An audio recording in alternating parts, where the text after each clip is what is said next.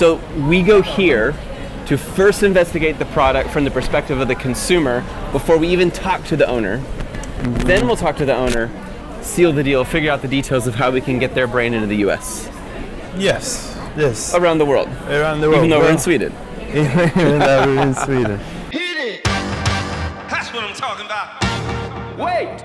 Okay, now, from the beginning. Hit it, boys.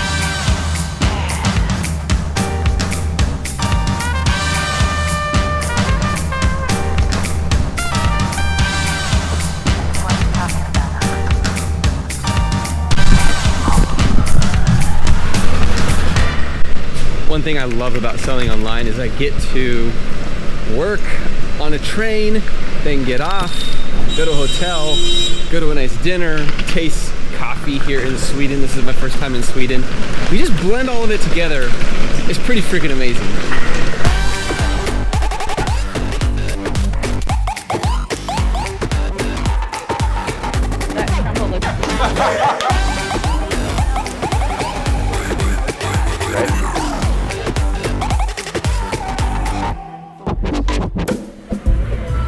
Okay, so we're at the mall in Stockholm, Sweden, and if you are trying to find a product to sell, sometimes it makes more sense to partner up with someone who already owns a brand. So Gru here has pretty much sealed the deal with the owner of a cosmetics brand, but first, we're going into the retail store from the consumer perspective before we talk to him today. To see if what the selling price is, if the product is going off the shelves, how they package it, and where at all ends did they get the space. I don't know myself either. I'm very curious to see where they're located. And this is important to me because I'm not from Sweden, he is, so I need to check out the product. Additionally, here's what I want to do. We're going to go in, we're going to ask one of the workers, if you were to recommend a hand cream brand, what's the first brand you would recommend? And I want to see, I'm hoping we want to see if they recommend this one first. Let's do it. I like the challenge. Let's do it. All right. So basically, this is why we're coming here, is to say we're taking a successful brand that's already making money, and Here in Sweden, in Scandinavia, and we're going to try to get it on Amazon and earn money on it and on Amazon. We're not trying to do any fancy with it. Right. A well-working brand, take it on Amazon. So right now, our brains are 1000% consumer mode. How do people view and feel about it when they walk up to it? Yes. Then later we'll go into business mode and talk to the owner. Yes. Okay, so we're looking for the hand cream called Brooklyn. I've never been this energetic in a mall in my life, because usually I come to a mall for shopping, it drains the energy out of my body. But I'm here for business, so it's different. I am that shop-loving, shopaholic consumer looking at products. This is the only reason I would be here. So here it is. So here, we could test, this is a tester. So two things we do. One, to see what pricing they're at retail. So we could negotiate, I know what to negotiate with them. So. And that's 99 crowns. Yeah, that's like 10 bucks. Okay. With tax. I mean, that's tax included. Right. Over here, everything is with tax. So for one, I see what location they gave it. Smells good. It would tell me how good it's selling or not selling. How many do they have out? Hi. Excuse me. We're looking for a hand cream. What brand would you guys recommend? Does it sell fast? Yes. Okay. Why do you recommend it? It has a lot of like nutrients in it, so it'll like heal your hands and like the cuticles and all that too. Is there any other brand you'd recommend? Yes. You have this one. Okay. And they all have like Slussen, Sergel, Rush. How popular do these sell compared to the other brand you mentioned? Like, how interested are people in these, the customers? Do you know? Most people that want to like buy hand cream mostly go to our skincare section. Gotcha. But when people come here, they usually take one of these ones because they know what it is. Okay. But when customers come in, do they ask for OPI or this one more often? No personal opinion, but mostly OPI. Yeah, because people love their nail polishes and know they're great. So the other items, and therefore then they see, oh, they have a hand cream too, and then they buy it as well. Because so it's brand value by association. Thank you. I appreciate your help. So I love what he mentioned about brand value by association. So they go to OPI as a more popular brand because they go there for the nail polish. Then they find the hand cream. So I'm open to this idea, man. But I want to, before you tell them, because I don't want to set expectations, let's test out what we have and do it well. And then we'll come back to the drawing board and say, oh, we learned this and this. We even have a better strategy.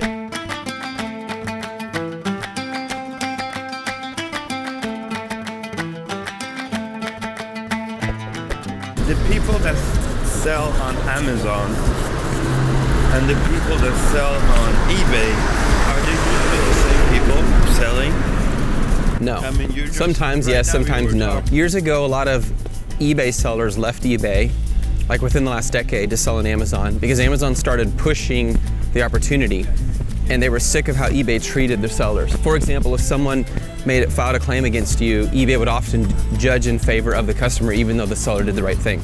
Since that time, eBay has upped the standard and now they're presenting a much better platform where they're honoring the sellers. So the sellers feel more honored and treated well.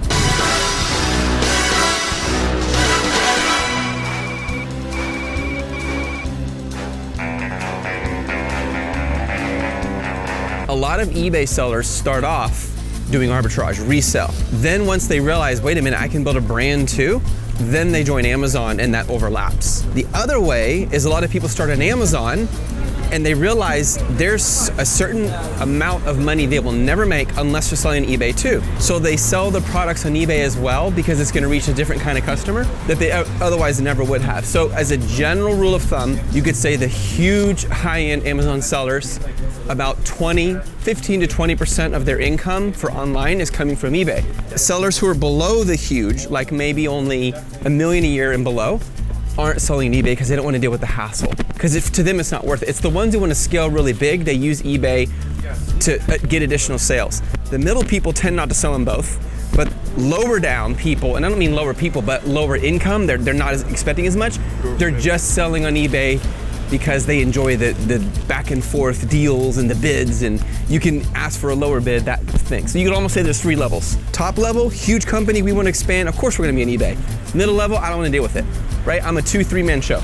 Bottom level, as far as income, I just sell on eBay because I like to buy and resell, I like the deal. 29.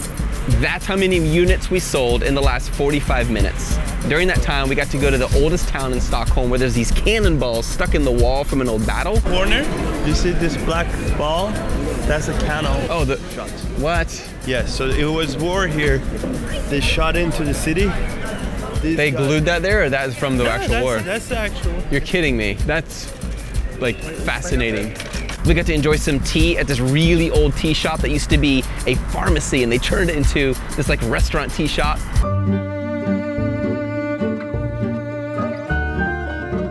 We also got to have a shot of aquavit, this like Swedish drink, and we just get to walk and enjoy this city while having fun. That's what we did. Community purchase in eBay, they don't purchase on Amazon. Right. Is that true? Would you say No, it's true? it's not true. Because some people will never go to eBay to buy anything. So if you're not on Amazon as well, you're missing an entire audience. Let me just give you a simple example, okay, for one of my products. Our very first true private label product was a cremation urn. We began those on eBay. Then we started selling them on Amazon and they picked up like crazy. That was the first time the FBA fulfillment service made sense to me and was justified. Because there were people who buy on both platforms, but many more bought it on Amazon than on eBay. This was supposed to be the night that killed the dragon. Something like that. I think that guy represents Groove Fashion domination. He's dominating all of the competing brands. Look, the dragon underneath him is being destroyed by that knight. Yeah, it's the billion-dollar business that we're taking over. Exactly, yeah. You and I are riding that horse. So the question keeps coming up, does Amazon actually care about or value a brand? Do they see the value of a brand's power? I believe they do. What I think they don't do well is building their own brands on Amazon. And a lot of sellers get very intimidated if they find, oh, Amazon's selling a similar product. They just think that's suicide for my business. It's not true. Over 95% of all the brands Amazon has launched have not been successful. the ones who have are like the basic necessities, Amazon basics, their batteries, those kinds have done really well. But the like the clothing, the fashion, the more high-end stuff. On Amazon, the consumers, I don't believe afterwards cared about the brand. It was more reviews, more feedbacks, more bestsellers. So if you are on Amazon, you're a bestseller, that's your brand. It's kind of like this. If you go to a fashion store and you want to buy really cool clothing, you don't look for a shirt that says Amazon on it. No one wants to wear Amazon. They see Amazon as a means to an end to get to the brand. So some people go to Amazon because they're going to buy something as simple as, I need rubber bands, I need paper clips. They don't care about the brand, just looking for the best price with good reviews.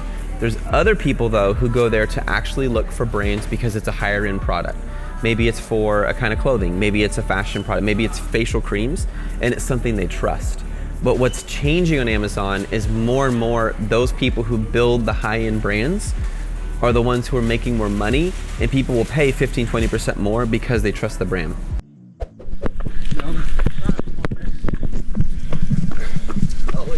Just woke up about 30 minutes ago in Stockholm, Sweden. While I was sleeping, generated $4,200 online retail sales. While I was sleeping in Sweden. That's while it was light and bright in the US. I love how Amazon has no respect for the clock. Doesn't matter. People still buy, even when you sleep.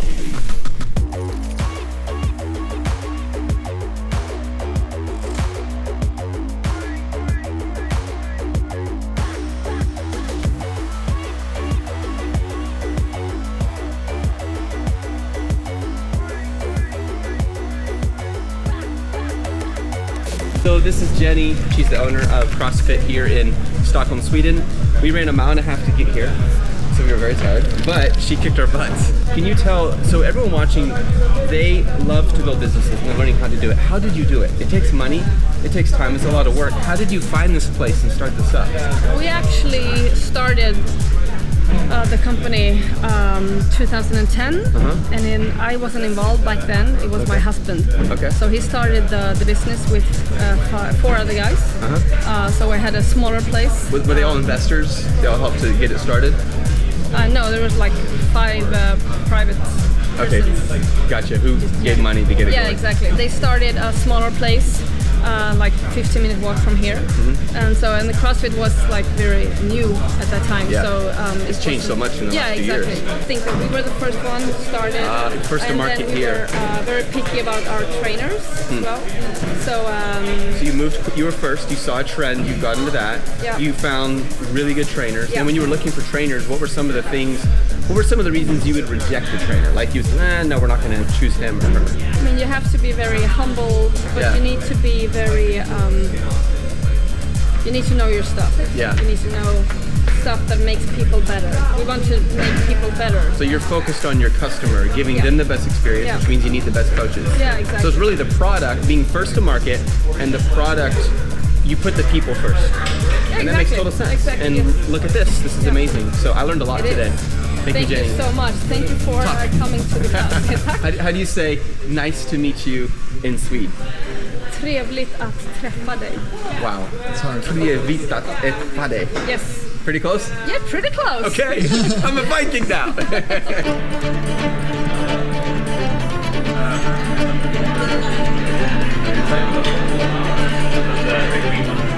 Let's go! I have a random question for you guys. When you hear the word Amazon, what do you think of? I have Prime. Yeah. Oh, you have Prime. That's what you think of. Is that what you think too? Okay. I think, How often do you guys use it to buy things when you need something? Often. Often? Too often. 33 more units sold while I'm sitting with a bunch of Vikings. And the bagpipe played and the people cheered. I challenged the giant with a sword and a shield. And the people were watching and we slapped each other. This happened while we're selling on Amazon.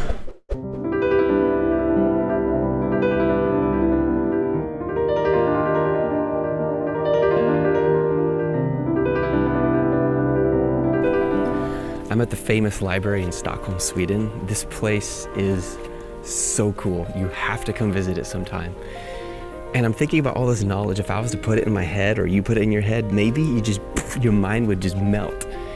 But imagine having knowledge that allows you to have it right there virtually, that teaches you how to create freedom. Like when I go through a library, my biggest frustration is, which book am I supposed to read? Which one's the most important? Well, that's what we do at Just One Dime. We narrow it down to just the stuff you need to know so you can move fast towards action, to create freedom, to create margin, to give yourself the opportunity to have fun and enjoy life and come to places like this. But you can't do that unless you get knowledge in your head, make the right choices, make money, and create that margin. So I would love to tell you more about it. Click below, check out the free training link. I'm gonna show you how to do it. I'm gonna give you knowledge that can change your life. Oh, so the world is flat. If you found this free content super helpful, click the subscribe button below. Click that little bell too. Comment what you loved and share this with your friends. Let them know the world about Just One Dime. I'll see you guys next time.